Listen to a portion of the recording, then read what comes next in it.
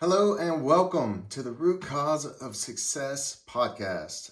We are Kip and Marina Brooks. We are co-founders of Brooks Empowerment Academy and co-hosts on this podcast where we are going to talk about everything from the reasons why you're sabotaging your success and how to change that, tips, tricks, and techniques that we've learned through all the years of personal development and coaching that we've been doing, as well as mentoring other coaches. And so to start it off, since this is January, what are we talking about today? Yes, January. This is, especially the beginning of January, is the time to set intentions and New Year's resolutions. And we thought this is a good place to start. First of all, this is the buzzword around nowadays, or this time of year. And we wanted to come on and actually talk today about what are the things that you're doing wrong when you're setting your intentions, and how are they preventing you from getting the success that you're looking for?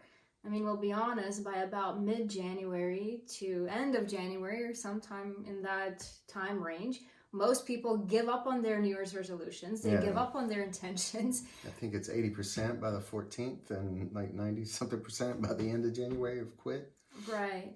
And so, although we don't believe that it's just this, January 1st that you set your intentions and that sets you for the rest of the year and that's it.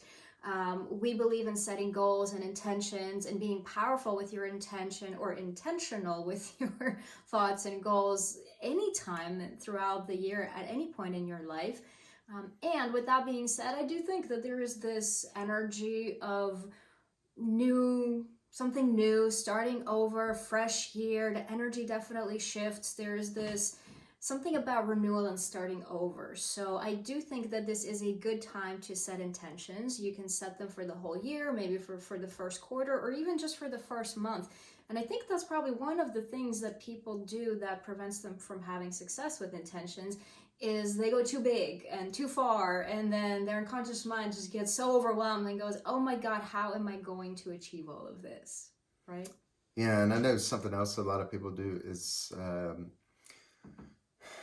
when they stumble along the way, if they make one or two little mistakes or, fall off course a little bit, they just give up. And one big thing is understanding your intention is the guide, like the point of where you want to be at, and you aim to be in that direction the whole time. But it's just like the cliche metaphor of a plane on autopilot. It's like it gets knocked off course by wind all the time, but it knows the general, it knows the direction it's going, and it's going to hold the general path.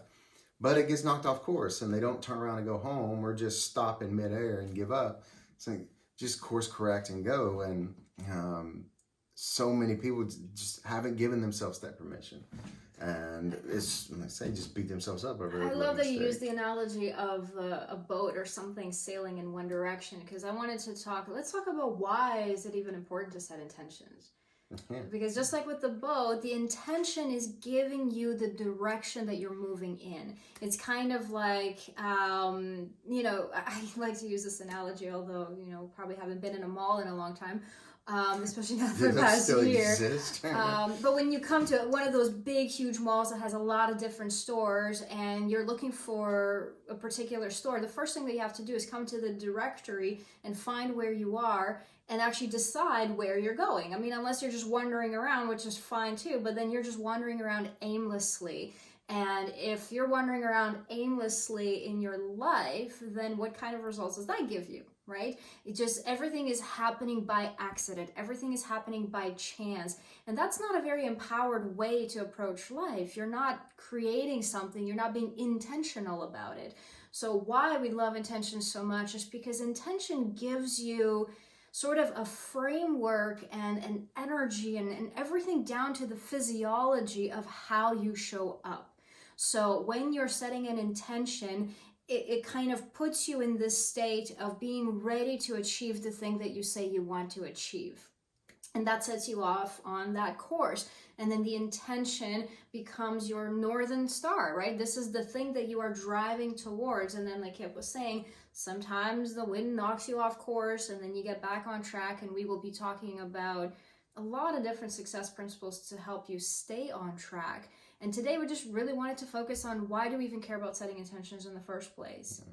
And actually, it's kind of ironic. I hadn't thought of this until now, but the intention for this show is that, like, just like you said, steps along the way of teaching you guys the steps to success, the root cause of success, and also to learn the root cause of success, we need to know the root cause of sabotage. It's like the seed. You're planting that first seed that turns into the whole root that causes your success in life or otherwise. Yeah, and a key part of setting the intention as well as another little metaphor is close your eyes and try to walk across your room. And even though you've been through your room however many times, dozens of times, hundreds of times, thousands, depending on how long you've lived there, watch how your confidence fades when you don't have your eye on where you're going. Even though you've been walking for years, you've walked it several times, just notice that. And now that's the same thing. When you set the intention, you're telling your mind, you're giving your mind that visual target point of where you're intending to go. And with that, it can hold the course. But you close your eyes, you're going to sway all over the place, and you're not going to be able to course correct. And the longer distance you're trying to walk with your eyes closed, the more lost you're going to get. So it's the same idea. You're putting it in your mind's eye where you're going. And it's going to be able to figure out how to get there way closer, way faster, way easier. Something. One of those words or all of them. So why do some people not achieve their intention? There's a lot of things that people do and then they end up not where they want to be, right? So either they didn't set an intention, or if they set an intention and they didn't get there. Why don't intentions work? Well, one of the things you already covered really well was saying, people set goals and things too big. And actually, Jaden, our 13-year-old, was just having this conversation with me about our 8-year-old. He's like, he sets all these big goals, and then when he falls short a little bit, he gets frustrated and he's giving up. And so we were talking about making a plan of how to teach him, okay, well, once you have the big intention, the overall intention and the big goal, then break it down into those steps and aim for those steps. And it's called ends and means goals, right? Yeah. Right. Yeah. Or the so two breaking different it down, types. Yes, breaking down smaller tasks. I think also one of the things that we will go much deeper into throughout this show, throughout our podcast, is the idea of baggage. I mean, we get into sabotage patterns. Yeah. So you set an intention with one part of your mind, which is the logical part of your mind, the part of your mind that declares what it is that you want. I want to get into a certain physical shape. I want to get into a certain type of relationship. I want to achieve certain level of financial success. That's the conscious part of you, the logical part of you that you have awareness around. Well, the part of you that actually goes out and produces the results and either gets the goal, fulfills the intention or not, is the unconscious or the subconscious part. And that is where all your beliefs, your emotions, everything else is stored. And so the reason why people fail with their intentions is because they have those sabotaging patterns. They have limiting beliefs. They have negative emotions like fear and doubt and I don't know, whatever else. Sorts of limiting programs from childhood. Like, I want to get in shape, but I was told growing up, everyone in our family is heavy. That one's become a big one over the last decade or so, especially in this part of the country. I've heard it a lot. There's so many. I want a good relationship, but I was told that all women are, just nagging gold diggers, or I want to be a good guy, but I was told all men are pigs, or all men are dogs, or whatever it is. Which I always found ironic because dogs are like the number one favorite pet, and the most loyal creatures. But anyway, the number one thing, the root cause of why people sabotage their goals, their intentions, and all of this, is some form of baggage, some form of limiting belief, programming, something about their self-worth or their values that were programmed at a young age, and beliefs that are telling their unconscious mind believes it's not safe, or it's not appropriate, or it's not good to go after what it is they say they want. And that's, we'll get into this, I'm sure, at another podcast, another episode sometime on a later date. But that's why affirmations don't always work, because those are conscious behaviors and trying to do something consciously when it is in conflict with the unconscious mind, the unconscious mind will always win. Right. So how this is sabotaging your success is basically when those two parts of your mind or any parts of your mind are out of alignment. So again, if we're using the boat analogy, it's like if you have winds coming from different angles and your sails are all out of whack and you're not aligned with the direction in which you want to move. So part of you says that you want that thing, but then you have another part of you that has a different belief system, a different program, or fear that's stopping you and kind of throws you off track every now and then. So those are all the ways in which the baggage and everything that's happening or that's going on the unconscious, the unknown, the part of you that you're not aware of level, that's how it prevents you from achieving the results that you say you want when you're setting that intention, right? Yeah, every time. And once people clear that, you'll be amazed. We hear it all the time. We'll run a client through a technique, or one of our students will run a client through through the same technique or any technique, and then people come back and say, "It surely couldn't happen that easy." And then as soon as they start going after, going, "Oh my God, I'm more excited about it." It happens. It's much more in flow. It's easier. There's less resistance. It's more enjoyable. All this feedback, because we don't have that internal conflict going on. Yeah, it makes me think of an analogy actually. I use this with my clients sometimes. Imagine that your intention or the goal that you set is to climb Mount Everest. And then you arrive at the scene and you're wearing 5-inch heels and a tight pencil skirt and you have like 20 pounds of whatever on your back in a backpack, or actually even worse in like bags and purses and whatever. You're not exactly set up for success, right? So you're trying to achieve this goal, you're trying to climb towards the summit, but you have so much resistance. You are not aligned with the mission that you're about to accomplish or that you want to accomplish. You're not set up for success. You're not dressed properly. You don't have the proper coaching. All of that. Physically, you're not feeling fit or well to achieve that goal. So it's kind of like that. So that's the baggage. That's the stuff that weighs you down, that creates resistance, that takes you in a different direction, or makes you quit. Essentially, that's what we're talking about. Mid to end January, most people are like, this is too hard. This isn't working. So instead of quitting, what we want to encourage you is change your clothes. Take the high heels off, take the pencil skirt on, put on some proper hiking gear, and really set yourself up for success with achieving the intention that you say you want. And take the metaphor to a whole nother level. Dress yourself out of different baggage.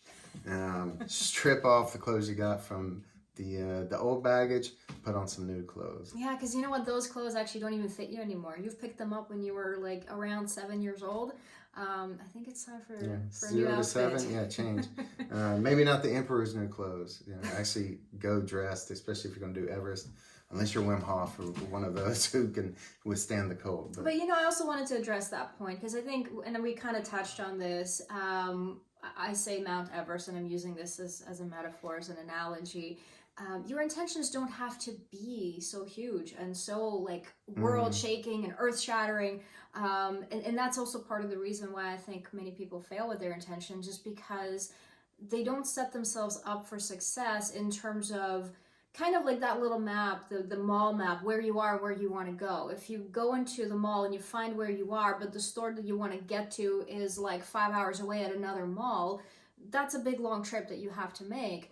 So your mind looking at that just feels overwhelmed and it goes, there's no way I'm going to be able to do that. So in the beginning, you're all excited and motivated and there's this new energy and everybody's posting about their intentions and resolutions and you jump on the bandwagon, but then pretty quickly your mind takes you down because again, it's too big. It's not very believable for you at that time that it's possible for you to achieve. And it's not that it's not possible.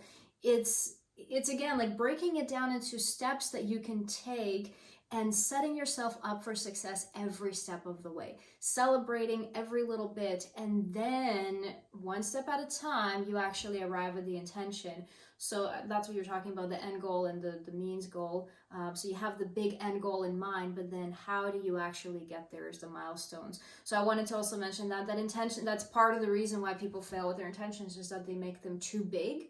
And and sometimes they do that because they want to impress somebody. They want to impress either a significant other or not yet significant other, or their parents or their friends or social media or the world in general.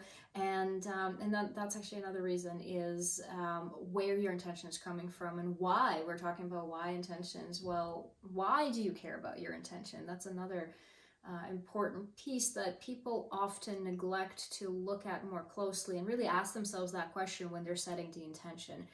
For a lot of people, it's why are you setting an intention? Well, because it's January 1st. Or what else am I going to do? That's what everybody's doing, right? Yeah, that's another big part of the problem with New Year's resolutions is people just do it because, oh, it's a date on a calendar and that's what we're supposed to do. And it's not stop doing what you're supposed to do.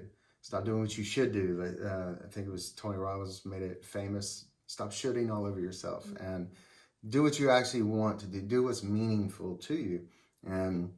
And like Marina said, don't get so caught up in the excitement of it all that you set something that's just crazy big. Always set a goal that's going to, or an intention that's going to push you and cause you to grow and give you the opportunity to grow, but not so much that that you can't even fathom the possibility that's there. And it actually brings me back to the kids with Lincoln and Jaden. One of the examples is we live on a loop, and it's 4 laps is a mile around the loop, and everybody was setting laps that they wanted to run. One day, we have 3 boys, and one boy's like, I want to run 3 laps in a day, and then 13-year-old was like, well, I want to run 15, and then Lincoln trying to impress everybody, I'm going to run 40. And he did the math on that, and it was 10 miles a day. He actually got to 6 miles. But when he didn't get the 40, he felt he took it as a failure instead of realizing he was 7 at that time. Yeah. Really? 6 or 7 at that time. Yeah. And he ran 6 miles in a day. Like, he kept going back out and pushing himself. And that was amazing. He beat himself up over it. But it was just because he's trying so hard to impress his 2 older brothers and outdo them instead of comparing himself to where he's at versus where they are. But and celebrating the little wins. Yeah, like you get the one little win and then your mind actually gets more on board, and so it's almost like stripping a little bit of that layer of baggage. Now your mind is more on your side as opposed to trying to take you down. So what if you set intentions that actually gave you the results that you're looking for? What if you set intentions that gave you success, that helped you celebrate every step of the way because you're on track, and it becomes so much easier and so much more pleasurable to actually be in process of achieving your goals and your intentions. So that is what we're going to be talking about on our next episode next week. So we're going to sort of dive deeper into the solution part of it, how to set the most powerful intentions that will actually produce the results that you want. How to influence your mind to get on board with you, to not just your conscious mind, but get it synced up more with the unconscious mind, so that the unconscious mind, the one that's steering the ship, comes along with us and actually is excited about coming along with us. Right. So we're going to be talking about that. And again, this is the Root Cause for Success podcast. So we're talking about creating success from the root, where it grows strong and deep and everlasting, and really talking about the deeper issues that create real, true success. Yeah, absolutely. So many people, you hear it all the time, lots of people talking about the root cause of the issue. No one teaches you about the root cause of the success, and then how to get from the challenges, the struggles, the damage, the baggage, and how to get into growing those roots in the success part of the equation. And that's the intention for this podcast. I could keep going with that all day now. But before we make it cheesy and redundant, thank you guys so much for joining us, and check this out. Comment below or send us a message. Let us know any takeaways or any questions or any aha moments at all, anything at all that you gained from this, and as well as any other topics that you would love for us to dive into in the future. Yeah, totally. What are some questions that you have about success? What are some challenges you may be experiencing? And what are some ways that we can help you get to the root cause of your success? Absolutely. And we will see you on the next episode here at Root Cause of Success Podcast. Thank you. We'll see you soon.